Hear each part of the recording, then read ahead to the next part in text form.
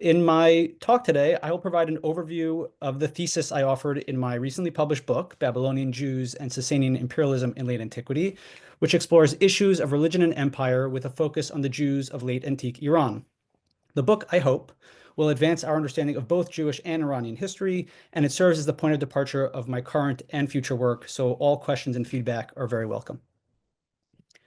Between the 3rd and the 7th century of the Common Era, numerous Jews lived in the Sasanian Empire, headed by an Iranian and Zoroastrian dynasty that ruled from Syria to Central Asia.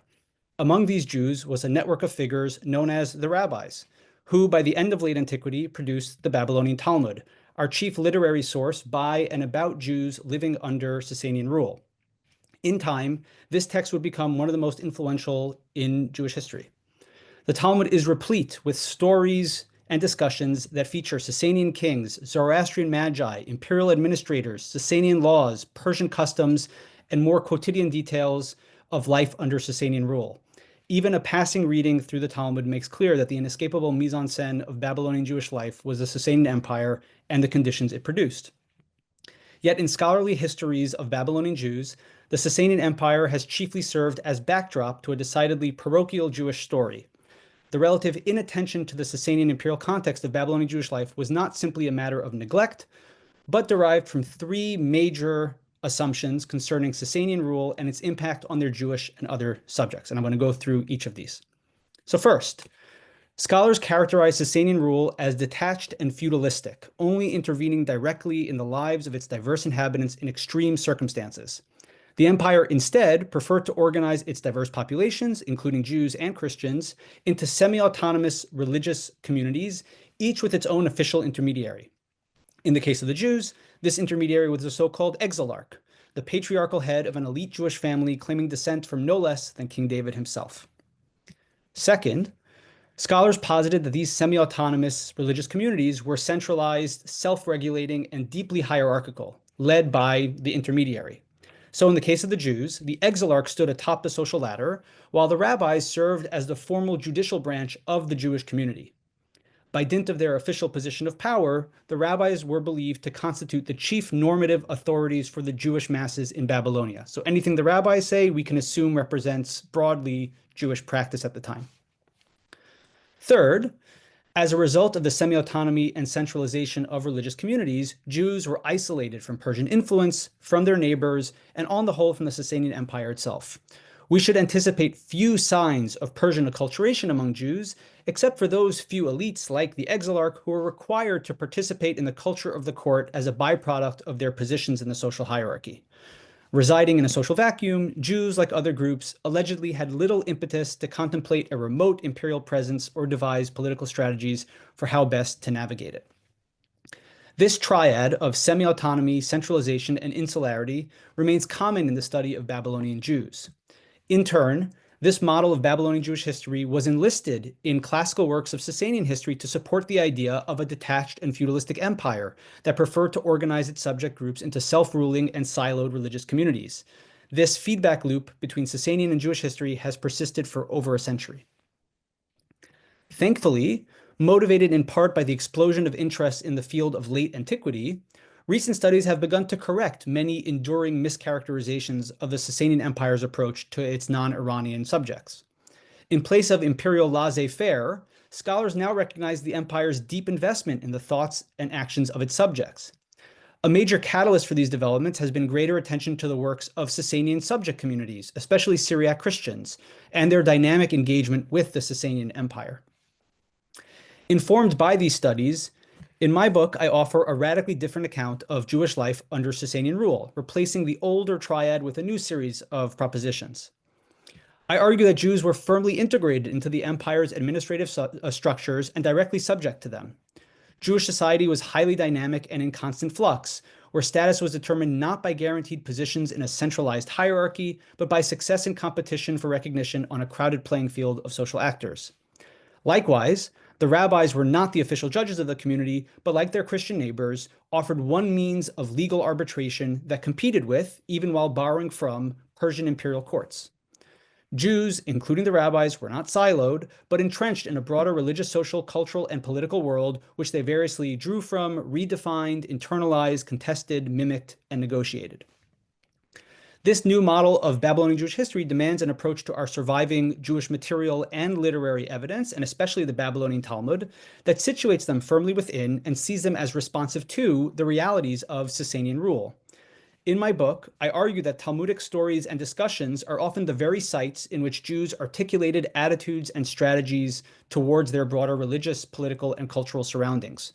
The Babylonian rabbis and Jews in general offer remarkable evidence for how subjects position themselves within and in relation to the Sasanian Empire, how in their efforts to gain authority and recognition, the rabbis and other Jews defined themselves by and against cultural practices and notions of social distinction prevalent in the Sasanian Empire at large, and how Jews sought to realize their traditions, teachings, and identities within the particular conditions generated by Sasanian rule.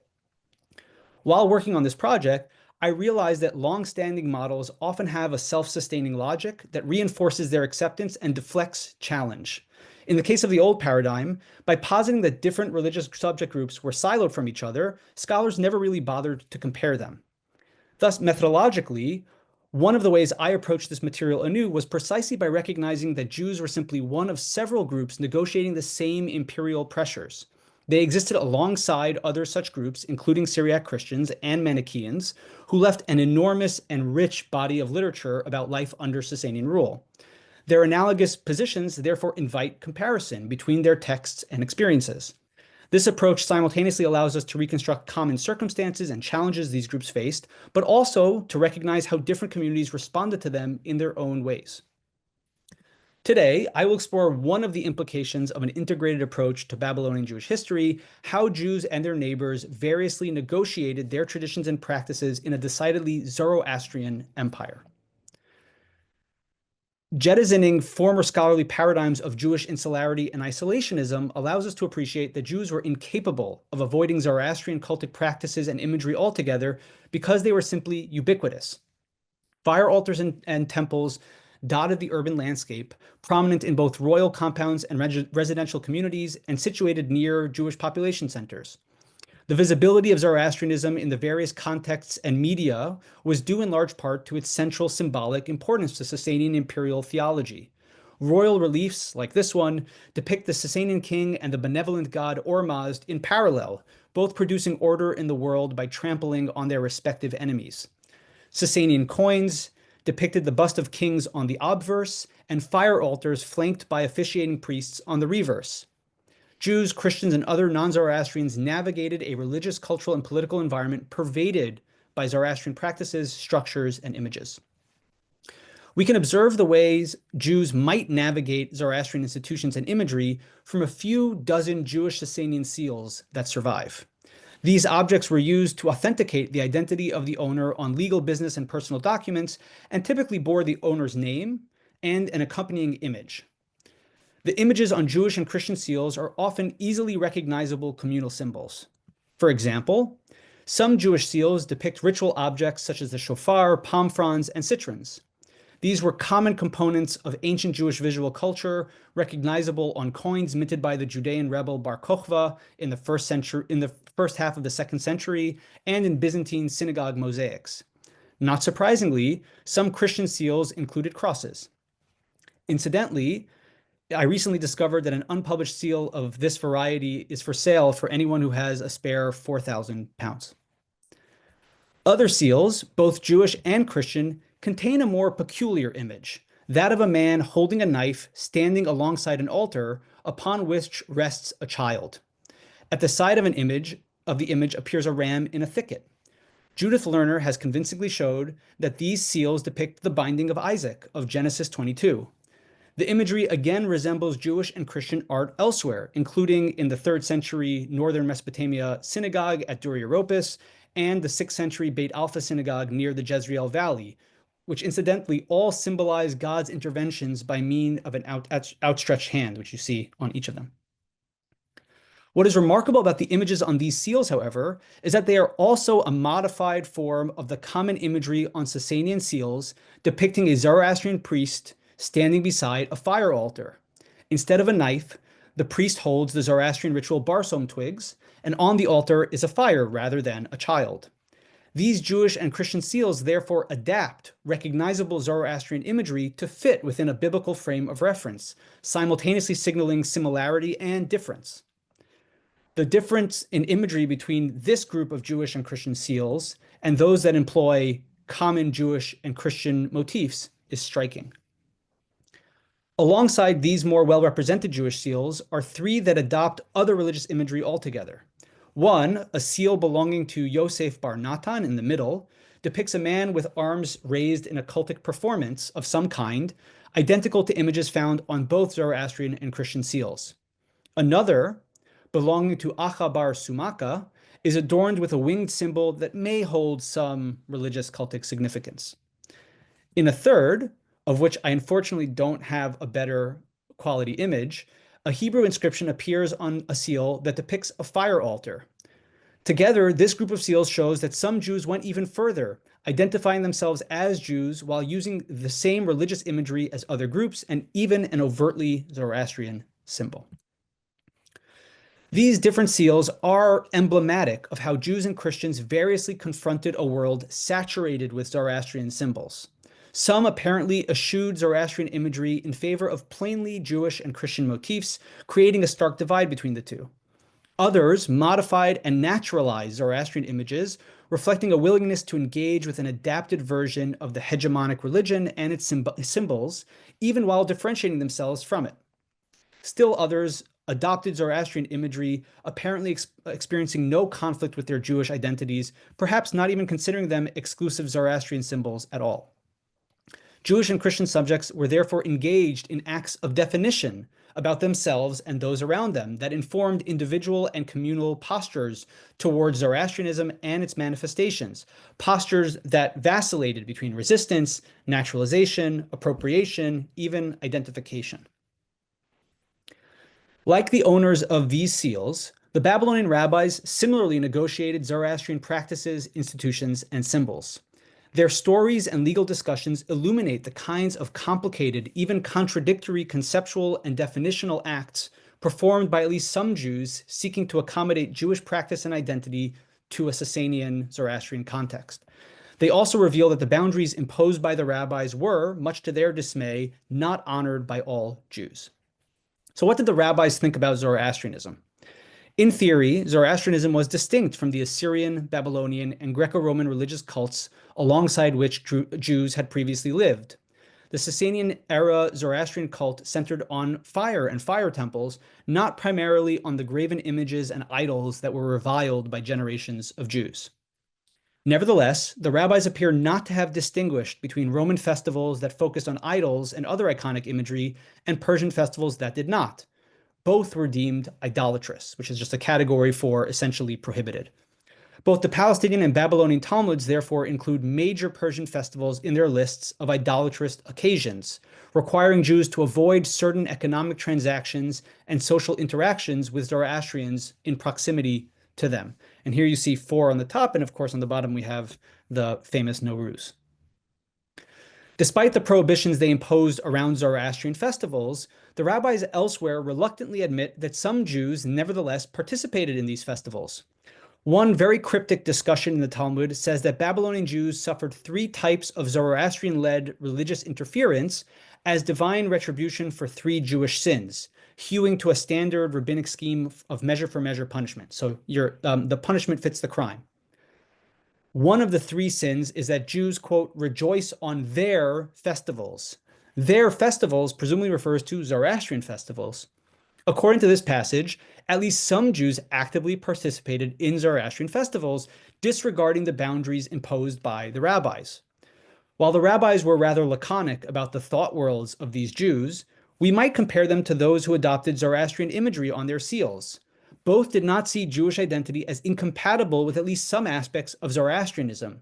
Indeed, they may not have categorized them as Zoroastrian at all, drawing boundaries and definitions differently from the rabbis.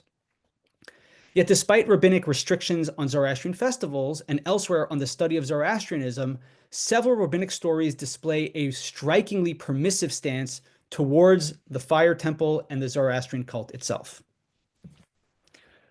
One short story recounts the following incident.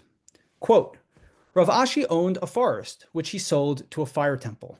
Said Ravina to Rav Ashi, but there is the biblical injunction, you shall not put a stumbling block before the blind. He replied, most wood is used for ordinary heating. Rav Ashi, an early 5th century CE rabbi, reportedly sells his forest to a fire temple.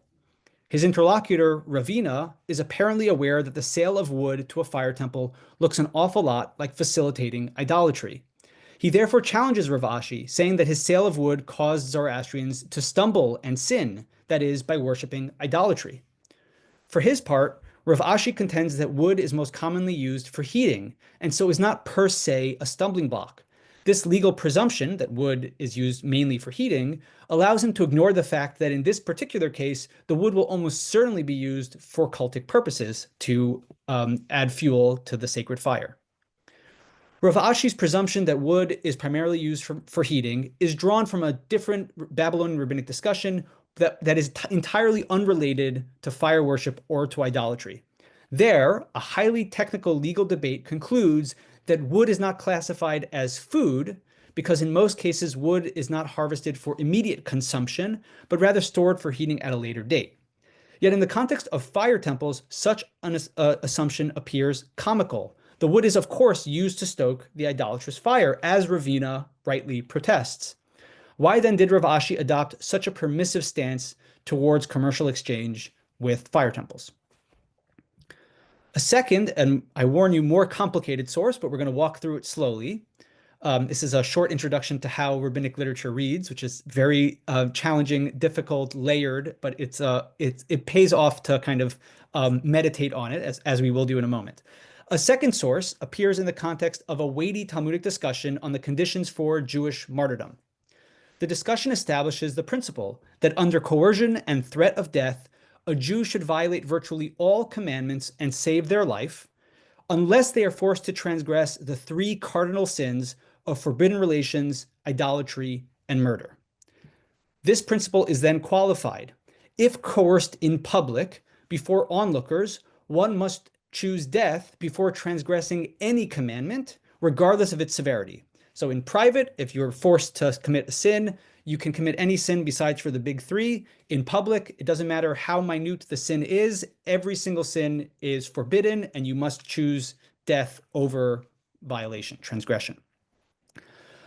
But if any public transgression requires martyrdom, the text asks how Queen Esther, who apparently is assumed to have sinned publicly, did so without dying.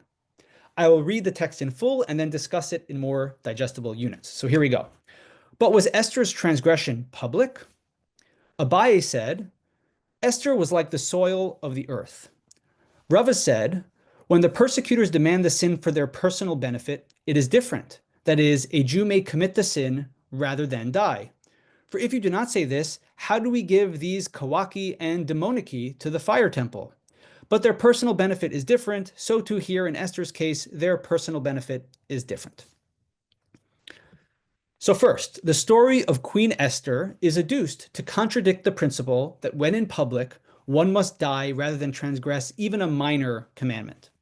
The text does not explicitly identify Esther's transgression, but the unstated implication is that it was her cohabitation with the non-Jewish king Ahasuerus or Ahasuerus, not one of the 3 cardinal sins, but still a sin performed publicly. If even non-cardinal sins must not be committed in public, then how could Esther do so without resisting, even dying? Our first rabbi, Abaye, justifies Esther's conduct by arguing that she was merely soil, by which he seems to mean that she was entirely passive and therefore did not actively transgress any law. Cohabitation was something done to Esther, not by Esther. Esther did not need to die to avoid the sin because in effect, there was really no sin at all. Thus, Abaye accepts the principle that one must theoretically die rather than commit even a minor sin in public, but maintains that this principle was simply inapplicable to Esther's case because there was no real transgression on her part. Okay, so far, Abaye. Rava offers a different explanation for Esther's actions, one that significantly limits the scope of the principle that one must die rather than transgress a law in public. Rava says a Jew need not die, even if coerced to sin publicly, if the coercer is simply seeking to personally benefit from the transgression. Death is only required when the coercer is seeking to actively denigrate Jews through the public flaunting of Jewish law. So, in the case of Esther, the king was not seeking to denigrate Jews or Jewish practice. Indeed, according to the scroll of Esther, he did not even know that Esther was Jewish until after they had cohabited and wed. Rather, the king desired Esther for his own personal pleasure, and therefore Esther could commit a sin even in public. Rava defends his position in a rather surprising way. Instead of offering a biblical or rabbinic precedent or a legal rationale, he refers to a contemporary practice whose permissibility he simply takes for granted, giving kawaki and demoniki to fire temples. These terms are Persian loanwords that refer to none other than the vessel that held the sacred fire and the bellows that stoked the flames. That is, Rava is describing the donation by Jews of implements of fire worship to fire temples. The reception history of this passage, so how later interpreters, scribes, and so on received and commented on it, reflects their unease with it. While the earliest manuscripts and witnesses to the Talmud, numbers 1 through 3 on the slide, make explicit that the recipient of the implements are none other than the fire or the house of fire, most later manuscripts, represented by number 4 on the slide, change the recipients of these implements to the purposefully ambiguous generic pronoun them. So who are you giving these kawaki and demoniki to according to the currently in use text? Just them. Who are they? Hard to know. But the earliest manuscripts show us quite clearly that, of course, it refers to fire temples. This amended version, the last one, 4, was adopted in the standard printing editions of the Talmud still in use. Later interpreters likewise sought to downplay the scope and implication of Rava's ruling. To them, Rava's permissive approach was incompatible with the rest of this critical legal discussion establishing the core principles of Jewish martyrdom. What then were the circumstances under which Jews contributed implements to fire temples, and why did Rava permit them? Rava suggests that these gifts were made by Jews under coercion, but only for the personal benefit of Zoroastrians, an explanation that scholars have too readily accepted as fact. However, other evidence suggests that there was religious symbolism in the coercion of non-Zoroastrians to contribute to the Zoroastrian cult. According to late antique Armenian historians, on several occasions, Sasanian kings ordered the conquered Armenians to maintain the fire of Ormazd, the chief Zoroastrian deity. In another episode, a Sasanian king reportedly forced Christians in the Sasanian heartland to provide wood to fire temples, a requirement that was later abolished under a peace treaty with Rome.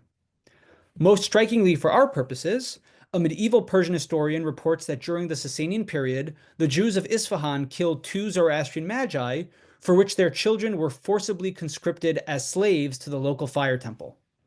These episodes are more than simple attempts to benefit and enrich the cult. They ascribe value to coercing non-Zoroastrians to acknowledge Zoroastrian dominance. The clearest articulation of aspirational Zoroastrian dominance is in the inscriptions of the infamous late 3rd century Zoroastrian priest Kurdir, who, in his inscription, sandwiches a boast about smiting, quote, Jews, Buddhists, Brahmins, Nazarenes, Christians, baptizers, and Manichaeans between claims that he destroyed the creatures of the wicked deity Ahriman and various forms of idolatry. The suppression of all of these was considered critical to restoring proper order to the cosmos. If this is the true background for the Jewish donations to fire temples, Rava is creating illegal and conceptual grounds to downplay and make acceptable Jewish subjugation to Zoroastrians, without them having to be martyred as a result. But it's also worth exploring an alternative explanation for the Jewish donation of implements to fire temples. Though the legal context in which Rava invokes and justifies these contributions relates to coercion, the practice itself may in fact have been entirely voluntary on the part of Jews. In fact, Jewish contributions to non-Jewish religious institutions in late antique Mesopotamia would not be unique to this case. According to the 6th century Syriac Christian author John of Ephesus, Jews in the city of Amida maintained close ties with their Christian neighbors and even used to, quote, pay contributions to the members of the church with whom they lived in close proximity. In this case, it seems Jews contributed not out of compulsion or coercion, but out of a shared sense of civic identity that transcended confessional boundaries. Perhaps behind Rava's description lies a local practice whereby some Jews willingly contributed implements to fire temples out of a sense of amity or even identification, a practice which Rava paradoxically legitimizes and permits by claiming that it was only coerced. Regardless of the precise motivation for this practice, what is clear is that Rava's stance in the Talmud is a legal strategy specifically tailored to accommodate rather than prevent Jewish contributions to fire temples. The fact that this discussion centers around Esther is no coincidence. After all, she was a Persian Jew herself who cohabited with the Persian king Ahasuerus. She is therefore an apt paradigm for a kind of Jewish accommodation to Persian rule in the rabbi's own time, one which tolerated certain practices that, at first glance, appear inconsistent with rabbinic ideals. Our two Talmudic sources therefore show that despite the rabbinic classification of certain expressions of Zoroastrianism as idolatrous, some rabbis stretched existing legal presumptions to accommodate different kinds of transaction with fire temples, in part by stripping them of their cultic associations. The question, of course, is why? Why would these Babylonian rabbis adopt such unprecedented and permissive dispensations for Jewish interactions with fire temples, and what are we to make of their seemingly flimsy legal justifications? Before we answer this question, it's worth contrasting the permissive stance of these rabbis with the uncompromisingly adversarial approach towards the fire cult adopted by several near-contemporary Syriac Christian martyr acts. Where the Babylonian rabbis justified forms of accommodation, these Syriac Christian texts valorize those who demolished fire temples and were martyred as a result. So, in the martyrdom of Narsai the ascetic, a sick Zoroastrian is healed and converted to Christianity. In thanks, he donates land for the construction of a church. The Zoroastrian authorities, alarmed by the growing phenomenon of conversions from Zoroastrianism to Christianity, compel the donor to renounce his conversion and rescind his donation of the land to the church, and they build a fire temple there in its stead. A Christian named Narsai, unaware of the donor's change of heart, arrives at the building expecting to find a church.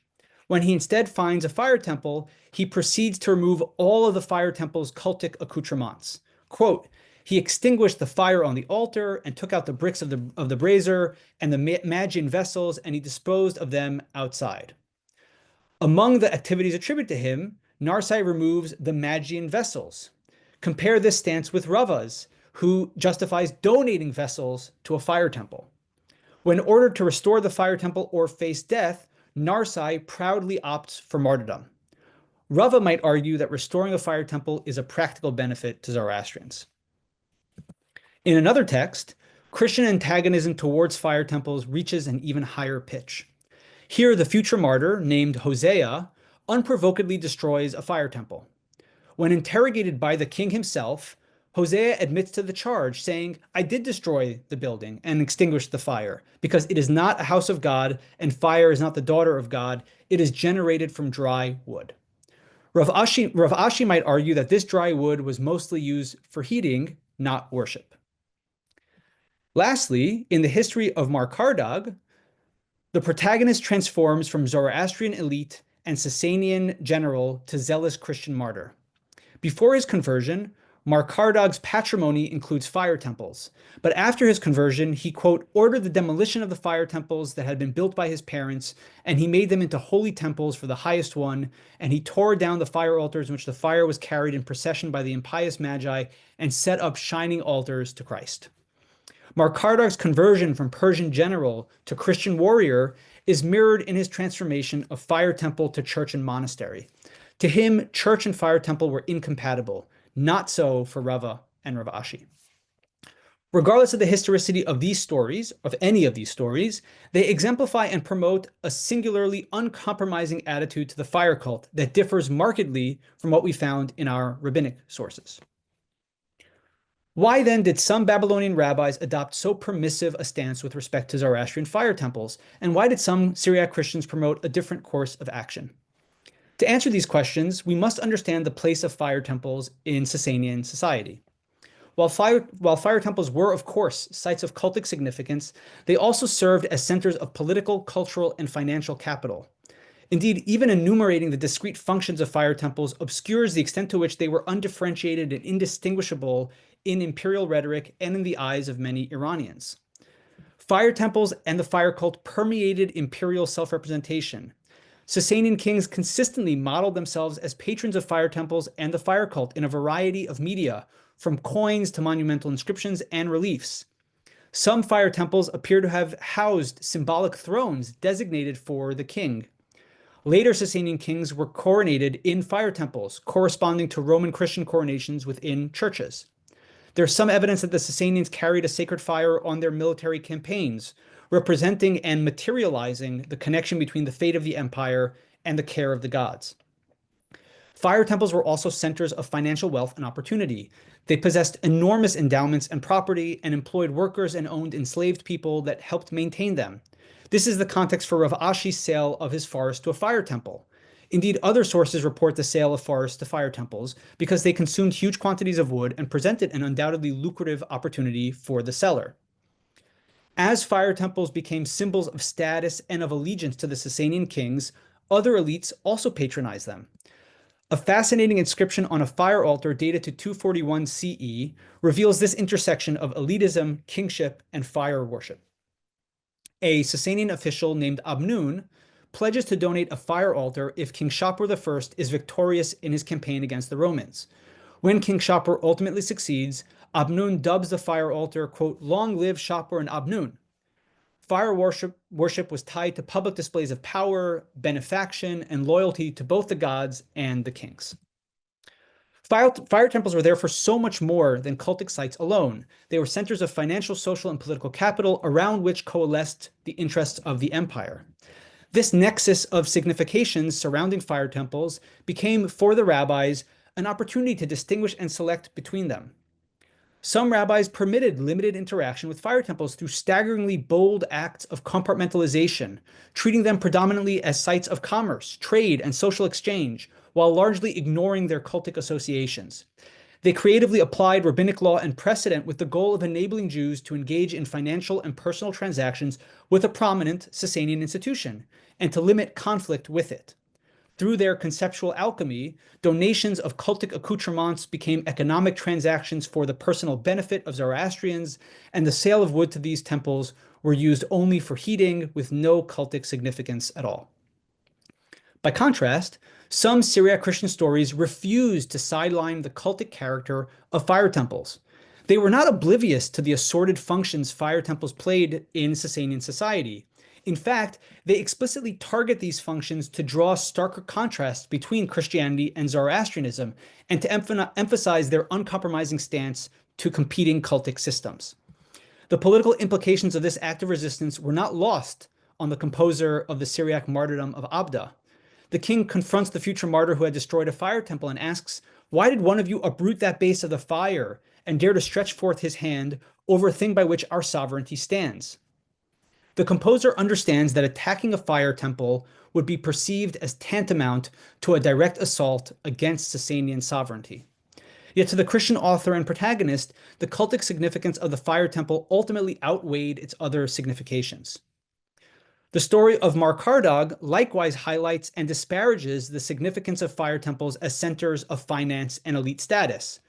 Mar Kardog subverts Sasanian mores, appropriating his Persian noble status and privileges to aid his new Christian co-religionists, saying that, quote, "The treasures and riches that my parents dedicated to the fire temples, I will distribute to the churches and monasteries."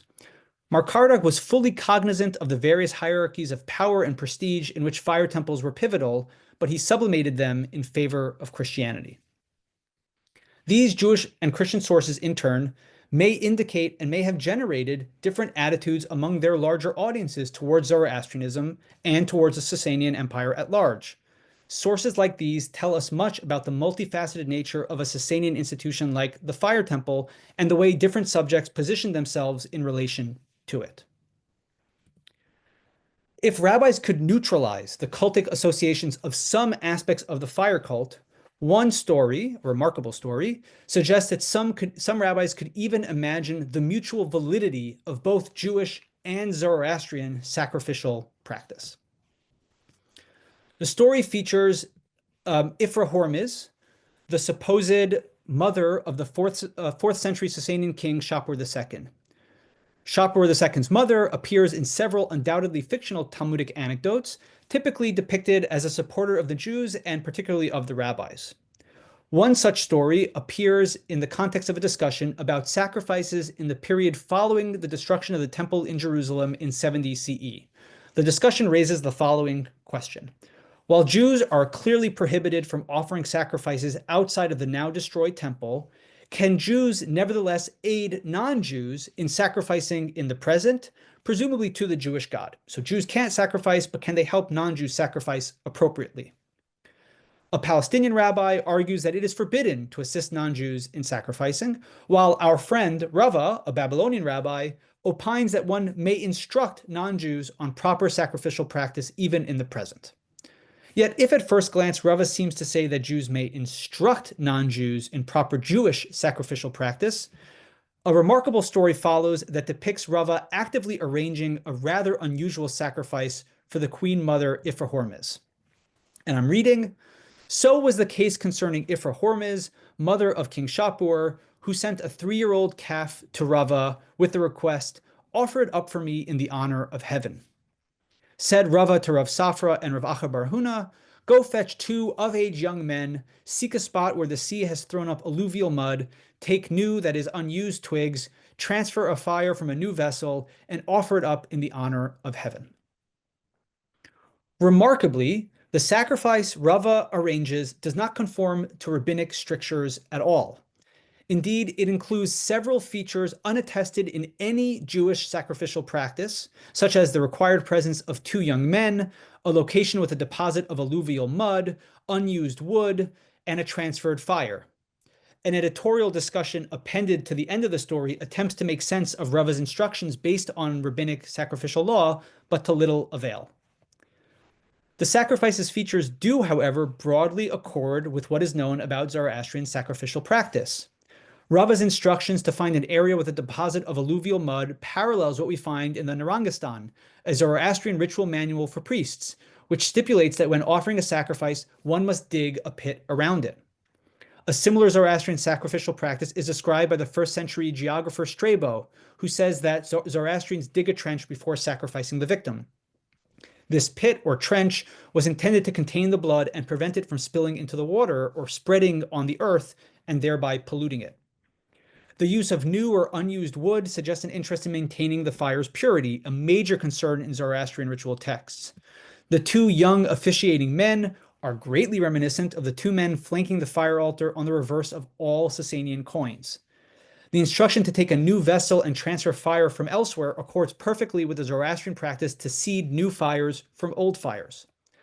While much about this passage remains obscure, a problem compounded by the lack of evidence concerning Zoroastrian animal sacrifice, the similarities are sufficient enough to recognize that the story portrays the Rabbi Rava preparing a sacrifice for Shapur's mother Ifra Hormizd that accords with Zoroastrian cultic practice. To be sure, Ifra Hormizd's sacrifice is not directed to Zoroastrian deities, but to the Jewish God.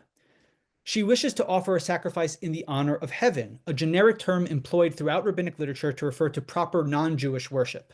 Similarly, she sacrifices a 3-year-old calf, using the same term employed in Genesis to describe Abraham's sacrifice to God. Ifra Hormizd's desire to sacrifice to heaven is here comparable to Abraham's pre-Sinaitic sacrifice. Neither conforms to post-Sinaitic sacrificial procedures, the procedures set out in the legal portions of the Torah or in rabbinic texts, but both are still meritorious acts of worship. The story's composer therefore engages in a form of comparison that equates Jewish and Zoroastrian sacrificial practice as similarly valid vehicles of worship, provided that they are directed towards the proper divine source. The political implications of the story can be read in 2 perhaps compatible ways. The story could embody a form of mimicry and critique. that exposes the hollowness and artificiality of Zoroastrian worship and the imperial actors for whom it was a central authorizing symbol.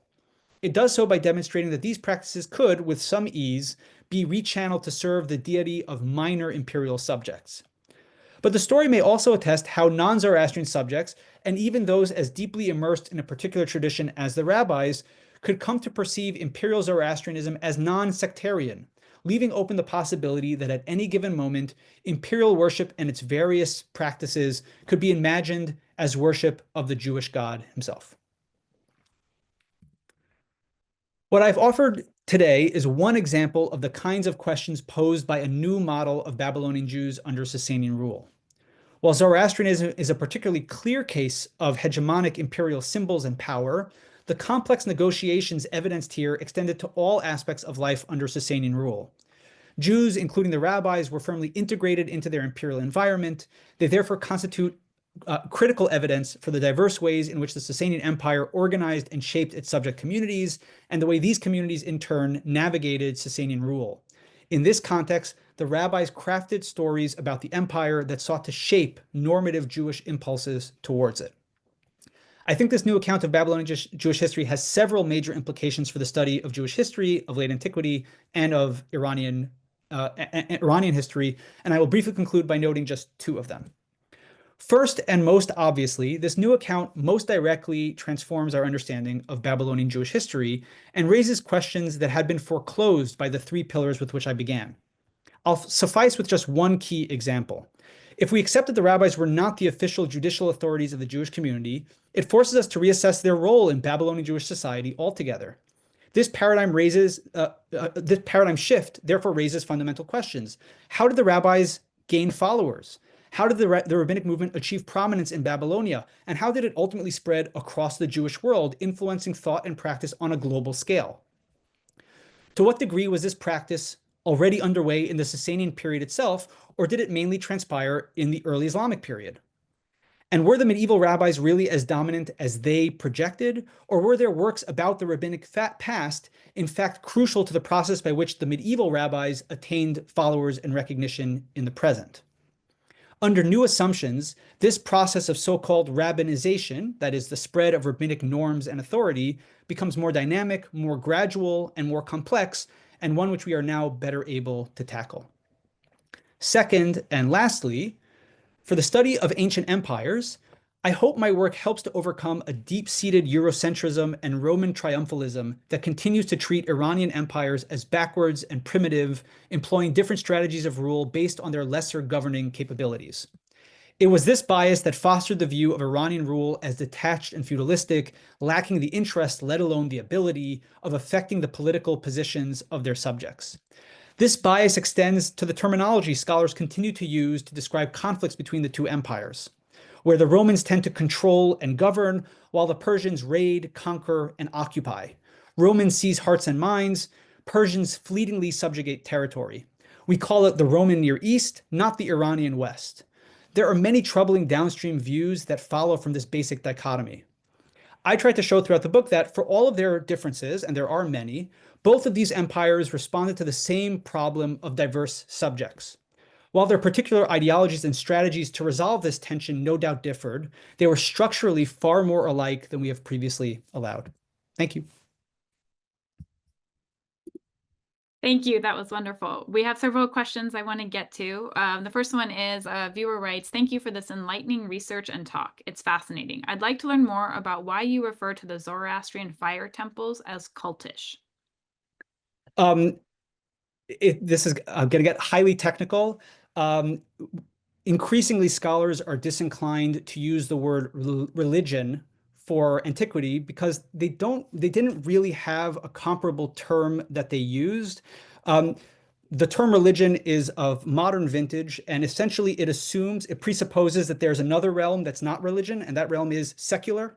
And we have this broad divide between the secular and the religious. That's not, we think, how people in the ancient world thought.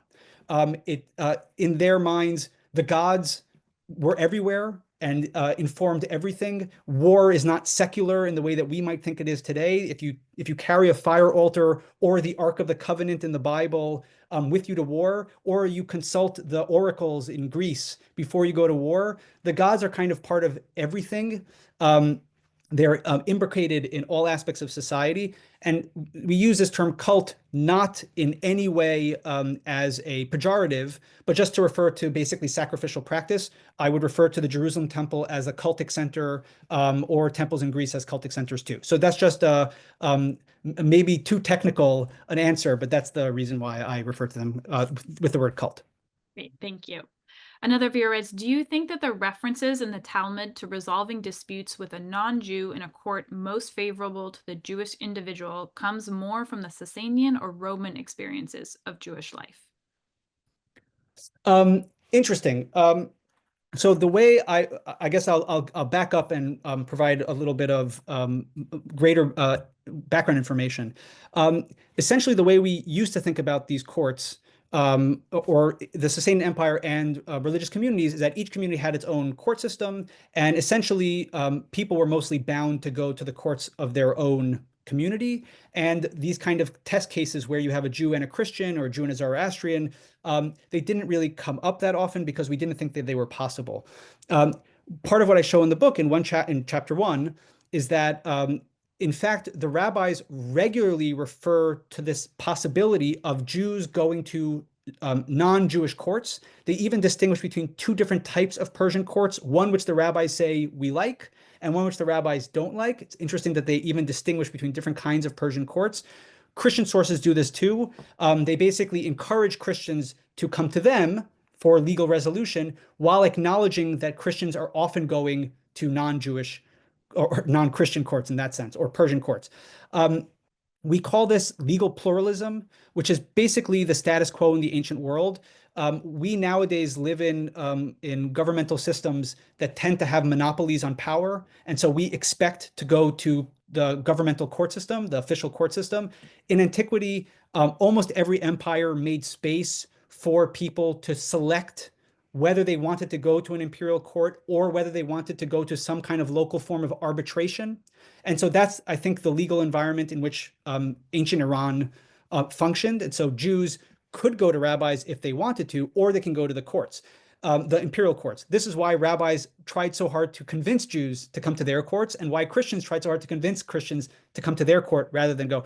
So I think it's a very local and Iranian-specific practice that the Babylonian Talmud is presupposing, but legally speaking, it's not that distinguishable from what you would find in rabbinic texts from Roman Palestine, because again, this kind of legal pluralism was pretty standard across the ancient world. Thank you. Another viewer writes, thank you very much for the beautiful lecture. One detailed question. What does the picture accompanying the martyrdom of Abda represent, and where does it come from? I don't know if you Oh, can. no. It might be hard to find. No, I mean, I can try to find it. Oh, no, am I going too far ahead? Oh, yes, it picked up from the end. This one, and now I can't remember where I took this from, but it's some kind of a Syriac martyr text. And so it's an image of a Syriac martyr. It's not a picture from the martyrdom of Abda or of the martyrdom of Abda, but it's another Syriac martyr text that I thought at least somewhat illustrated the kind of interrogation of the king of the Syriac Christian martyr. Great, thank That's you. all that was, yeah. Are there any references in Sasanian sources to the exilarch that you mentioned? Very interesting question. There are no references to the exilarch in any Sasanian era sources. There is one reference to the exilarch in a medieval Middle Persian source known as the provincial capitals of Iran, of the Sharistani Ha-i-Iran Shar. That's the Middle Persian name. And in it, it says that Yazdegerd the First, who's the king of the early 5th century, married the daughter of the exilarch and gave birth. She is the mother of the Sasanian king Bahramgur, or Wahramgur. Now, I have an article on this, which I would encourage you to read if you're interested, where I argue that this is a medieval fiction, not an accurate portrayal of the Sasanian past. And I think there's very good reason to think that it's a medieval fiction, in part because Bahram Gur is the Sasanian king to which the medieval dynasty governing Baghdad at the time traced its lineage to. And so I think what's happening is the exilarch in the medieval period, who is a more prominent figure than in the Sasanian past, essentially constructs a narrative where his ancestor mothered the ancestor of the local dynasty, which could only serve to ingratiate him with them. So that's my, at least, theory of what's happening there. So that's the only reference, to my knowledge, in a kind of Middle Persian source, but it's medieval, not Sasanian. Thank you. Another viewer writes, thank you for your insightful comments. I was wondering, why would Ifra Hormuz be praying in a more Jewish context rather than Zoroastrian? So the story must be a fiction. So we just have to assume right now that it's a fiction. Syriac Christians tell lots of stories of basically, I shouldn't say every Sasanian king, nearly every Sasanian king converts to Christianity or almost converts to Christianity. Now, I don't actually think any of this is true, but it tells you something about how subject groups tend to create images of kings and rulers that allows them to basically identify with the empire in which they live. We are doing this all the time, whether we know it or not. When you look at a presidential candidate and you see yourself in them, and somehow the people with whom you most disagree also see themselves in that person, that's, various acts of political imagination that we project onto our rulers, and that our rulers or our leaders or our governors or officials create the opportunity for you to project yourself onto them.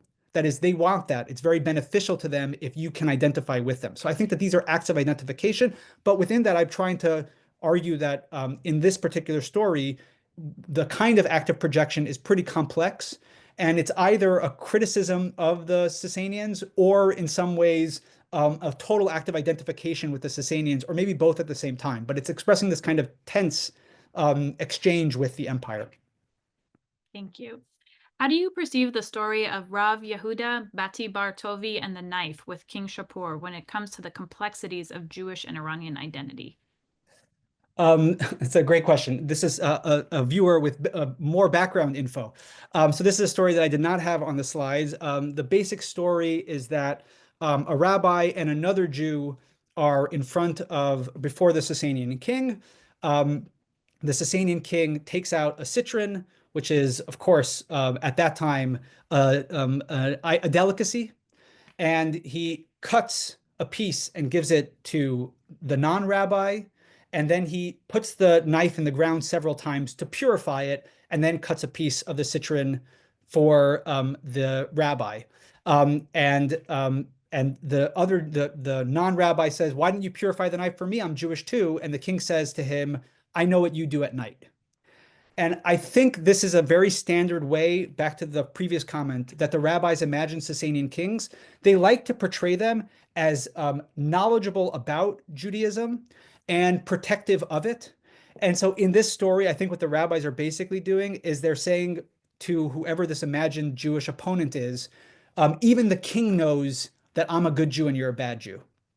Right? And so they're using the Sasanian king as a literary figure to deal with their own internal tensions within the community. What did Zoroastrians call their faith in Sasanian times? So they're worshippers of Mazda, Mazdiaznian, Orma. I mean, they have a lot of different terms. They also call themselves the good followers of the good den. For Hebrew speakers, the den is something like halacha or sharia. It's like the path, the way. And so they have various names for themselves. They almost never call themselves Zoroastrian, which is a word of Greek vintage. The rabbis don't call them Zoroastrians. They call them Magians, or they call it Magianism. That's what Syriac calls it also, Migushutha in Syriac. So they have various terms for it. We use Zoroastrian just as a convention, and because saying Mazdiaznian would be a bit cumbersome for me and I think for your ears. But that's it. It is complicated to use Zoroastrian, which implies also it's the later development of the religion, which often differs quite a bit from the Sasanian era past. Thank you. Another viewer writes, we know Islam enters Iran during the Sassanid rule. What happens to the Jewish communities of Persia as a result? Is there a coexistence or is there conflict that is prevalent in early Islamic Iranian history?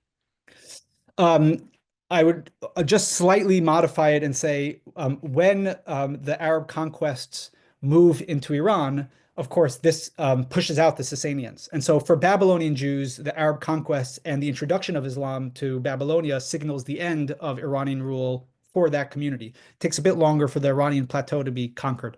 It's a very good question what this means for Babylonian Jews. It's a bit of a dark age.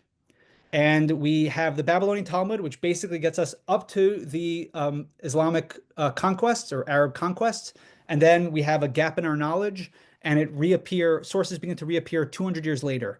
So it's actually a very big mystery. It's a very frustrating mystery because exactly this question that I ended with, how do the rabbis, if I'm right, and the rabbis are not in fact that authoritative in the Sasanian period itself, well, then how do they become authoritative? That 200 years seems pretty crucial, but we don't have sufficient evidence. I'll add that we have one body of evidence that is still being published. So there's some promise for new revelations. And these are these amazing objects called incantation bowls. There are thousands of them that we know of. Let me see if I could. I think I have pictures of them just so you can see because they're amazing. Hold on. Okay, like these are incantation bowls. We have about 2,500 of these in different dialects of Aramaic. And some of these refer to rabbis, like the two that you see on your screen here. We even have some dates on them. They date as late as the 7th century, so just around the cusp of early Islam. I mean, this is another one that mentions the physical academies, that we now have rabbinic academies. We weren't sure if we had them yet. We now have proof that they existed at this time. And so maybe as more are published, we can begin to get a better sense, some sense at least, of what's happening in these 2 centuries. But we actually have meager evidence for this period, so it's not entirely clear to us what happens in those first 2 centuries. Thank you. Maybe one last question. If we have evidence of significant exchange between Sasanian Jews and their wider Zoroastrian society, as well as comparable evidence between Syriac Christians and wider Zoroastrian society, do we have contemporary evidence of intersection between Persian Jews and Syriac Christians? Today or then? The question says, do we have contemporary evidence? So I'm not sure how. Oh, no, I think it means that because we're saying Syriac Christians and Jews to Zoroastrians, but do we have to each other? The answer is yes, we have quite a bit. I just showed you the incantation bowls. The incantation bowls are remarkable in this way because they are in 3 dialects of Aramaic, Syriac, Mandaic, and Jewish Babylonian Aramaic. Presumably each of those are composed by the religious figures of those respective groups, Mandaeans, Christians, and Jews. And the formula on the incantation bowls travel often between these incantation bowls. So there's one rabbi who's very prominent in the Jewish Babylonian Aramaic bowls, a guy named Rabbi Joshua ben Parachia. He also appears in rabbinic literature. He appears on about 10 Syriac bowls. We only know of about 50 Syriac bowls. So about 20% of them have a rabbi on them. Why do they have a rabbi on them? Interestingly, the Babylonian Talmud says that this rabbi was Jesus's teacher. So not only are they borrowing a formula from a Jewish scribe, but it seems like a deliberate attempt to borrow the formula of Jesus's teacher if you believe the Jews. So they have to also kind of believe what the Jews are saying about Jesus's past. The other thing, and I'll end with this, is just like Syriac Christians are borrowing Jewish formula, we have Jewish Babylonian Aramaic bowls with Syriac formula. The most famous is one called we call the Jesus Bowl. You can Google it and you'll see it, and it invokes biblical verses, some Zoroastrian seeming myths, and then it ends with Jesus and his Father and the Holy Spirits. Maybe a typo, rather than the Holy Spirit, but it seems like an invocation of the Trinity at the end. And so there you have what seems to be a Jewish scribe, perhaps, and yet able to invoke the Trinity. So we have a lot more evidence than just this. We have, I'll say one more thing, sorry. We have Syriac Christian church councils, which basically meet periodically to decide on pressing legal matters. And one of the things that they consistently return to is, hey, Christians, stop going to Jewish bars. Stop eating with Jews. Stop spending, right? And so we have a lot of evidence that the elites are unhappy with the amount of contact and exchange between Jews and Christians on the ground. And the incantation bowls, which were not produced are not the literary materials that elites transmitted for 2,000 years, but were buried in the ground. Once we uncovered them, we realized that maybe the picture on the ground looks rather different. That's fascinating. Thank you so much. Thank you for a wonderful lecture. The link to Dr. Gross's book is in the chat. I encourage you to check it out. Thank you for joining us today. And to all of our viewers, the event was recorded. We will share it online. Congratulations on the book, and we look forward to hearing about your future research. Thank you.